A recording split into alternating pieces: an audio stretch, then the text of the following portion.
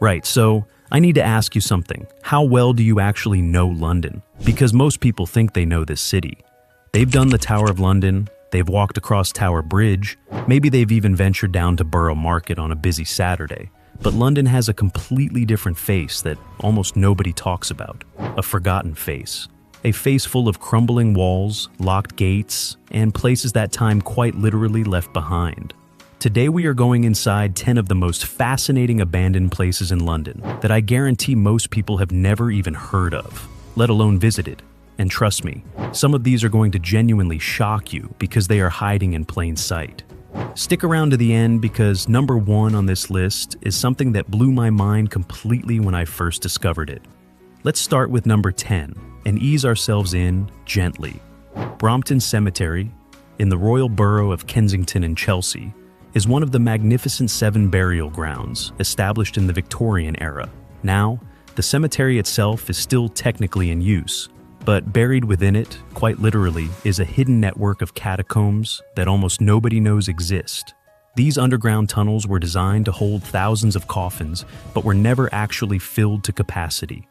They sit there today, largely inaccessible, sealed off, and gathering dust beneath the feet of dog walkers and tourists who have absolutely no idea what lies below them. The architecture above ground is already stunning, but knowing what sits underneath gives the whole place an entirely different energy. There are even local legends suggesting that Beatrix Potter, who lived nearby, used the names from gravestones here as inspiration for her characters. Whether that's true or not, the abandoned catacombs are very real and very eerie. Number 9 brings us to something a bit more industrial. Beckton Gas Works in East London was once one of the largest gas production facilities in the entire world. At its peak, this place was essentially a city within a city, employing thousands of workers and covering a vast stretch of land along the Thames. It closed down decades ago and sat derelict for years. Parts of it were famously used as a filming location for Stanley Kubrick's Full Metal Jacket, standing in for war-torn Vietnam, which tells you everything you need to know about how dramatic and otherworldly the ruins looked. While much of the site has since been developed and cleaned up as part of London's ongoing regeneration projects, pockets of its industrial past remain, and the sheer scale of what once existed here is almost incomprehensible when you research it properly. Now, we're at number 8, and I want to talk about something that is genuinely hidden in a way that makes you question everything you think you know about central London. Beneath the streets near Aldwych sits a stretch of the London Underground that was closed to the public and has barely been touched since. Aldwych Station, sometimes called the Strand Station in its early days, stopped regular service and became a ghost station, which is the term used for disused underground stops. Like many of these ghost stations, Aldwych became a filming location, appearing in countless movies and television productions, because the vintage tile work and period-accurate platforms were too good to replicate. It is open for occasional heritage events, but for the most part sits quiet, completely frozen in another era, just meters below one of the busiest parts of central London. Number 7 is something that will genuinely make you feel sad when you see photographs of it. The old Battersea Power Station used to be on this list, and while it has now been fully redeveloped, the years it spent completely derelict are legendary among urban explorers. For decades, this magnificent Art Deco building, with its iconic 4 chimneys, sat crumbling and empty. But instead of dwelling on that, because it is now restored, let's talk about something still very much abandoned nearby. The railway arches and infrastructure around the Nine Elms area contain forgotten industrial spaces that most Londoners walk past every single day without a second glance. Old maintenance yards, abandoned signal boxes, and forgotten stretches of Victorian brickwork that have simply been left behind as the area transforms around them. We are halfway through, and I want to pause for a second because I think it's worth reflecting on why we find these places so compelling. There is something deeply psychological about abandonment. These locations tell stories that finished mid-sentence. They speak of lives that were lived, industries that thrived, and communities that existed, all of which simply stopped one day. That tension between what was and what is now sits at the heart of why urban exploration has become such a global obsession. And London, with its layered history spanning thousands of years, might be the most compelling place on Earth to explore through that lens. Okay, let's keep going. Number 6 takes us to Highgate Cemetery, specifically the western section, which is essentially a Victorian jungle at this point. Overgrown with ivy, crowded with crumbling mausoleums, and patrolled by nothing but foxes and birds, the western half of Highgate Cemetery is a world apart from the tidy, managed eastern section where Karl Marx is buried. The Egyptian Avenue, the Circle of Lebanon, the towering family tombs that look like something from a Gothic novel, all of it is slowly being reclaimed by nature. The Friends of Highgate Cemetery do incredible work to preserve it, but the sheer scale means that vast stretches remain wild and untamed. Walking through it feels like stepping into another century entirely, and the atmosphere is like nowhere else in London. Number 5 is more recent and it hits differently because of what it represents. The old Millennium Dome area, before its regeneration into the O2 Arena, was a massive zone of post-industrial abandonment. But on the Greenwich Peninsula surrounding it, there are still patches of brownfield land and forgotten infrastructure that speak to the area's history as a gasworks and chemical plant site.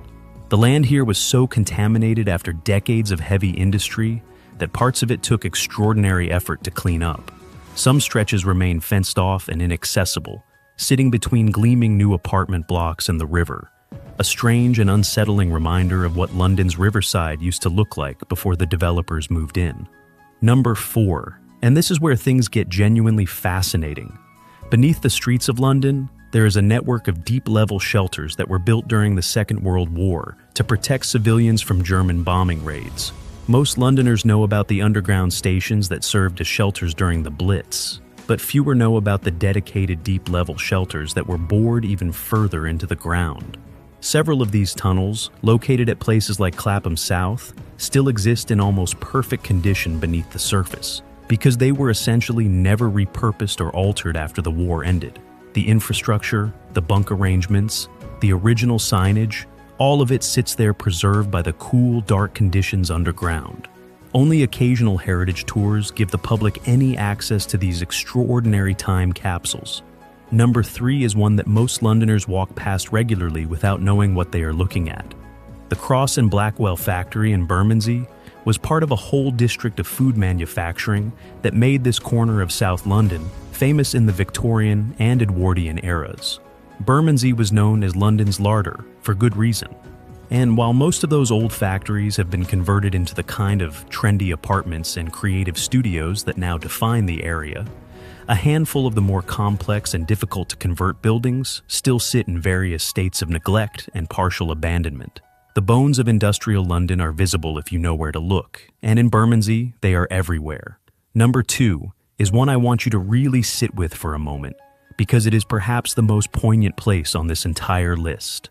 The old Royal Herbert Military Hospital in Woolwich is a breathtaking Victorian building that was purpose-built to care for soldiers returning from conflicts across the British Empire. The sheer grandeur of the architecture reflects the Victorian belief that the environment itself could contribute to healing, with enormous windows, high ceilings, and sweeping corridors designed to maximize light and airflow. When it eventually closed after more than a century of service, it sat abandoned for years, the corridors silent, the wards empty, the extraordinary Italianate facade slowly weathering. Parts of it have now been converted into residential housing, but the process was long and complicated, and for many years it stood as one of the most beautiful and heartbreaking abandoned buildings in the entire city. And now we have reached number 1, and I promised you this would be worth the wait, so here we go. Beneath the streets of Bethnal Green, there is a secret that the city has been sitting on for decades. The Bethnal Green War Memorial Underground Station, unfinished and abandoned, is connected to one of the most tragic events of the Second World War. In 1943, during an air raid warning, a crowd of people rushing into the underground shelter at Bethnal Green Station were caught in a catastrophic crush on the staircase. 173 people died, making it the largest single civilian loss of life in Britain during the entire war. The tragedy was covered up by wartime authorities for years because they feared it would damage public morale. Connected to this station is an adjacent wartime shelter, a separate tunnel system that was prepared as a massive deep-level refuge but was never fully completed or brought into regular use. This space sat forgotten for decades, right underneath one of the busiest parts of East London. Today, a memorial exists above ground to honor those who died, and efforts have been made to properly memorialize and preserve the space below. But for years, this was a ghost beneath a ghost, an abandoned shelter connected to a buried tragedy that London barely knew about. Standing in that space, knowing what happened just meters away more than 80 years ago, is an experience that genuinely stops you in your tracks. So, there you have it. 10 abandoned places across London that most people have never heard of, let alone thought about. And what I find most remarkable about all of these locations is not the physical state of the buildings or the tunnels or the catacombs. What gets me is the human story embedded in each one. The workers who built Beckton Gas Works and spent their entire working lives there. The Victorian families who commissioned those extravagant tombs at Highgate. The soldiers who recovered in those vast sunlit wards at the Royal Herbert. The civilians who died in the dark at Bethnal Green. London is not just a city. It is an accumulation of millions of individual human stories. And the abandoned places are where those stories fell quiet. If this video has sparked something in you, if you are now sitting there thinking about how much of London you have never actually seen, then do me a favor.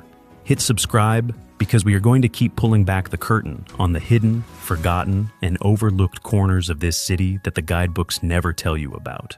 And drop a comment below letting me know which of these 10 places surprised you the most, or if you have your own hidden London location that you think deserves to be on a list like this.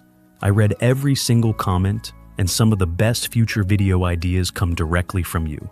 The city is full of secrets. We have only just started looking.